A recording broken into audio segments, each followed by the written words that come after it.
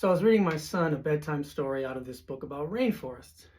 And at the end it says, these are 5 ways to help the rainforest. Recycle paper, don't eat things with palm oil. But it didn't mention the number 1 way to help the rainforest, which is eat less meat. And that was the topic of the movie, What the Health? It's very frustrating that this number 1 way to really help the planet is often not mentioned. So eating less meat is the number 1 way to stop deforestation. It's the number 1 way to lessen species extinction. It's the number 1 way to reduce fresh water usage on Earth.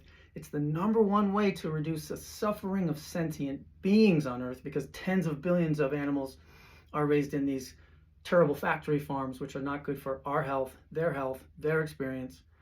It's also the number 1 way, eating less meat, to save calories, because we feed about 1/3 of all staple crops on Earth to livestock, and then we only get a tiny fraction of those calories out as edible meat. Now, there are some subtleties to these points I just mentioned.